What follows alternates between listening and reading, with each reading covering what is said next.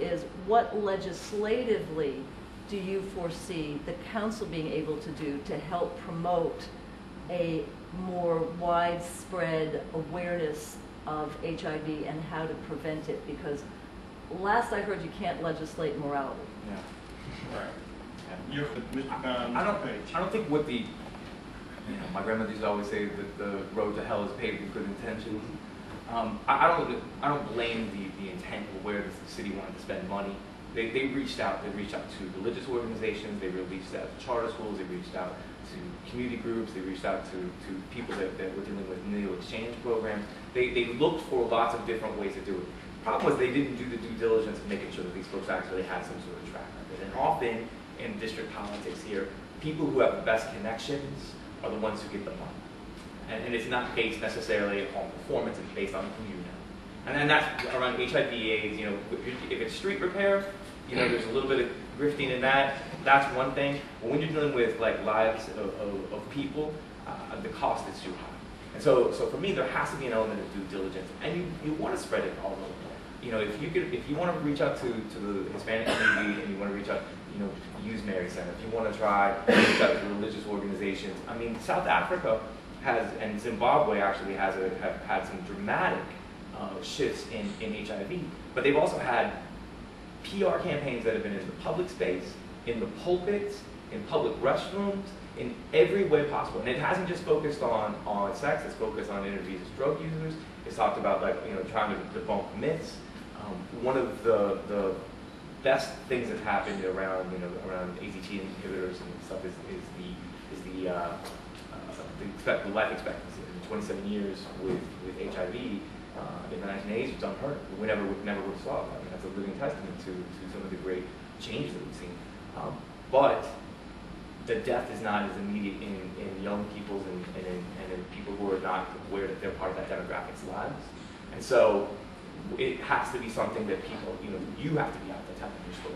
Other people have to be out there and getting your story. Because right now it's not nearly as in your face as it was in the 1980s. And a lot of people sort of view that AZT and something like, oh, it must be cured. It's like a cure for AIDS. Thank you. Thanks. I think, some of the things I said earlier still ring true in the oversight and accountability process, but I also think that we have to put our money where our mouth is. And we have to look at the kind of investments, the amount of the investments that we've made. And certainly we want to talk about the return on investment, but then we start out with the right investments to begin with. And I think the investment has to be made in research and development. We can't skip that process. And I think that part of the challenge that we've heard in this area is that we are not doing the research and development that is necessary for us to come up with comprehensive, and it should be looked at as an evolving process. So it's not a cookie cutter approach to, hey, this is how it works all the time everywhere. We have to look at the trends. We have to look at exactly, so we have to continue to fund and support R&D. Now, maybe 10, 15 years ago, that was getting more attention and more funding because it was kind of new, and but now all of a sudden people don't think it's as important to research. We know everything we need to know, but most people don't know everything they need to know. And I think that's where we fall short as a city.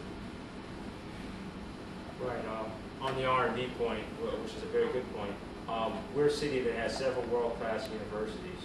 So as far as what we can do, we can try to partner with all these universities to say, okay, well, we want you guys to work together to try to figure out, utilize your science departments to try to figure out, to work on research for continued research for the cure, continued research for better inhibitors, the AZT inhibitor, which was mentioned by Mr. Weaver, and see if we can improve that technology. But also work with the sociology department to see, okay, so how can your sociology students work together to figure out collaboratively the best way to spread this message of HIV awareness in our community. If we can get all these universities on one chord, I mean, we've got a humongous base of intellect in this city. I mean, you've got American, Howard, Georgetown, GW. We get all these people on one accord and say, hey, look, you're here, you're not paying taxes, at least could you help us deal with this plague that's affecting, I believe we have 3% of the population here is infected with HIV. I mean, that's a level of infection that is epidemic. It's an epidemic, quite frankly. And we need to do everything possible, utilizing the resources we have in the city here, to take that on. Legislatively, in DC jail, we could work on some more screening in DC jails. So when people are going in and when people are being released as returning citizens back to the public, they should be screened for HIV so they know their status when they return back to their loved ones, and they don't transmit something they may have acquired in DC jail into their loved ones when they get back home. There are a whole range of concepts we can do. Like I said before about best practices, looking worldwide at what's going on. He mentioned in South Africa and Zimbabwe. There are other countries that also have successful HIV reduction strategies that they've employed. We need to take a look at that, see how we can employ it here in the district. It's a big world, 6 billion people. We need to tap into everybody's knowledge base and try to see how we can resolve the situation. Thank you. Thank you.